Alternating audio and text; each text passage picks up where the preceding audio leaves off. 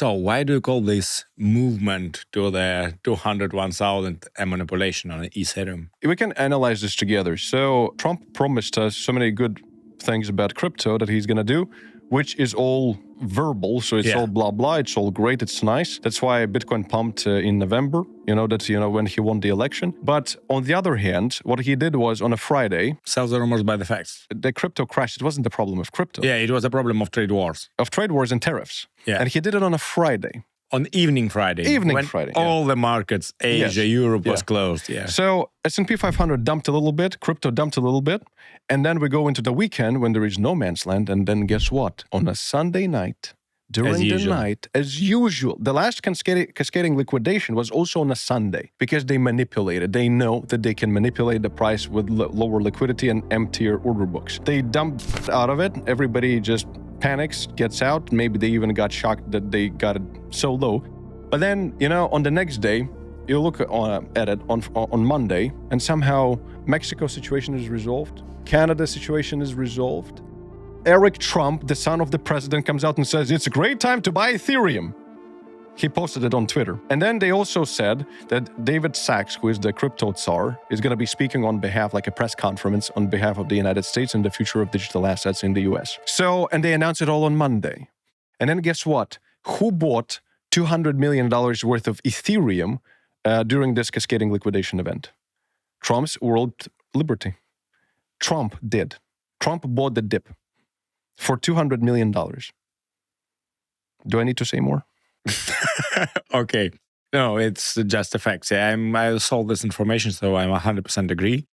And what is your plans for the trading? Do you plan to trade anymore? I'm actually long now, all things considered. Really? But I'm more, I'm very careful. I have stop losses. So I'm not doing one of those swing trades. I'm doing active trades with shorter stop losses. And if we do a big pump, I'll just put my stop loss into no loss and just hope that this is the beginning of the finale of the old season. But if it's not, it dumps, maybe I can lose a few %, but that's about it. So I'm being very cautious and very careful because even if Eric Trump came out and said it's time to buy Ethereum, it doesn't mean.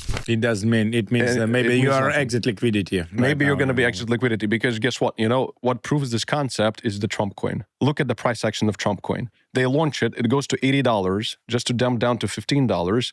They don't give about the fact that billions of dollars of Americans were lost in this. All they had to do is maybe tweet something, say something, which is gonna, support the price because it's a meme coin. It's got no utility. It's got to be supported by the community and by something verbal. So they don't do it. They don't give a So it means that trusting any word out there is very challenging. Do you think this is a change in paradigm so nobody will believe in their words anymore? Or after the green candles, people forget everything? I think that, it's always like this. So people will forget everything after a candle on Ethereum of 50% in a day. They will forget. They will start jumping into it. I think that the cycle in general is changing. I think that so many institutionals are at play, and all things considered, we have so much positivity. But we have no growth. But Bitcoin is at 100,000. Yeah, that means that somebody sold. Somebody's selling. Somebody's selling, yeah. Or there is price suppression, which is similar terminology. But in my opinion, what is happening right now is we expected a big run when Trump was, even before, we were expecting a Christmas rally. Yeah. So December, nothing happened. Yeah. January, nothing happened. February again. Same. So right now, a lot of the old holders who were holding like the true crypto ones that are used to the cycles and they were burnt when they, took Bitcoin maybe from 10,000 all the way to 69,000 to write it down just again to 15,000. And right now they're scared because they just were going through so much that they're like, okay, maybe, I'm not going to risk it. I'm going to take my 5X, 10X, whatever. I'm not going to be believing in this $1 million per Bitcoin. I will just take my money now. And I think that this is because the cycle is different. And they're scared of it because they were just burnt just literally a year or 2 years ago. So I think that it also has a big impact besides the fact that retail just doesn't have much money in comparison to the COVID time. And delinquency rates on credit cards and overall debt on credit cards, 1.3 trillion. It's insane. People ain't got no money. Inflation is going to be getting worse. It's changing definitely. And the big players are at the steering wheel now, which is arguably not a good thing. But long term, it's good. Long term. Yeah. It's always the question of, I do believe that Bitcoin is going to go to 100,000. The question is how low it's going to go before it does. Hey, if you like this video, don't forget to watch a full episode and also check the links in the description below.